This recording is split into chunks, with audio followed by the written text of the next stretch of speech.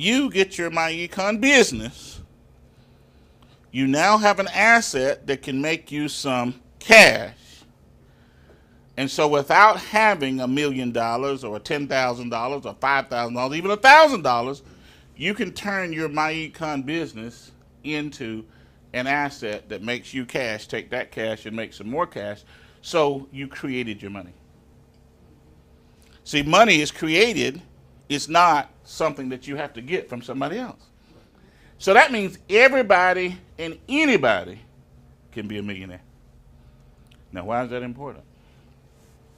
Because when you're trying to change your life, and you're doing that by helping other people change their life, if you don't have that basic belief, you're not going to do it, because somebody's going to say, well, yeah, but it just don't work. Well, there's no such thing as it doesn't work.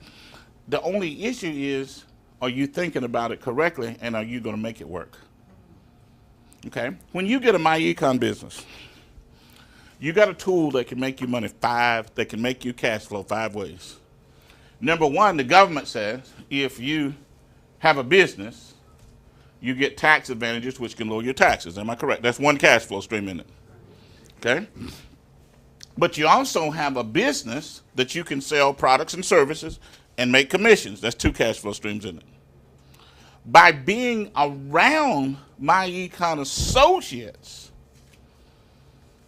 you're going to get this idea that it might make sense for you to minimize your expenses so you can have money to invest.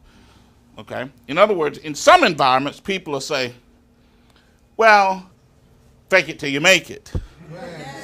Anybody ever heard that foolishness? Okay. And there's some legitimacy to it, because people do that, don't they? Okay? It's foolishness to me, but it's legitimate to some people. Or some people say, you know, some people will get some money and they'll spend every dime they get to try to impress people into doing business with them. Am I correct? Okay. But in MyEcon, just by being around other folks and seeing people succeed in a certain way, you might be motivated and confident enough to say, you know what, if I got $1,000, I'm only going to spend $700 or $600 so I can invest $300. Because the idea of cash, asset cash, starts to mean something to you, doesn't it? So what would that do? That would allow you to minimize your expenses. In other words, you won't be afraid to minimize expenses. You won't be apologetic that you bought something less expensive. You'll be confident and proud and say, okay, you know, I put off buying a new car for 3 months or 6 months or a year or 18 months so I could get debt-free before I do it, or so I could invest money into my 401k or my investments. In other words, the idea of minimizing expenses, you wasn't afraid of. Because in some environments, people are afraid to say that they want to minimize expenses, aren't they? You ever been in that environment where the idea is status? And the idea is to spend all you can to impress? Which is, you know, there's legitimacy in that. People do that. Am I correct? But that's not our culture, okay? So the third way you're going to make money is to minimize expenses. So you got lower your taxes, commission checks, minimize expenses. The fourth way is to eliminate debt. And once you do that, you see, sometimes you have to be willing to make a decision that some people would call embarrassing. Okay? I remember over the last 7, 8, 10 years that, you know, Jeanette made the decision. She says, okay, I'm not going to buy a new car. Well, but she's a millionaire today because she didn't buy a new car. You see? And I'm sure she's had even family members, other people say, why don't you buy you a new car? But when you start thinking about, do I really want to buy a new car? I remember Donna drove her little white Volkswagen for a long time because she was getting rid of her debt. You see? And you got people in this city and in this country who are going to look at you and say, well, you a business person. Why you want to do that? And then you got to have enough knowledge to say, because I'm smart and I know how money works and I'm going to be a millionaire. And see, if you're willing to make that decision, and not follow. You see, we teach our kids, don't follow peer pressure, right? So are you going to be smart enough and tough enough not to follow peer pressure so you can reach your financial goals? See, it doesn't mean that you can't have what you want. It doesn't mean that you're not going to buy a lot of toys down the road.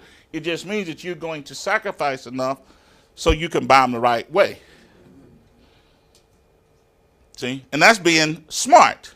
In other words, to me now, it may not be the way, but it is to me. To me, it's not being smart to allow society, tradition, to take advantage of you because of emotion. In other words, will you walk out front and say, well, I know what the tradition is saying. I know they're saying I'm supposed to do this or this or this because of all this tradition around me. But I'm going to make different decisions. I'm going to have me a home-based business.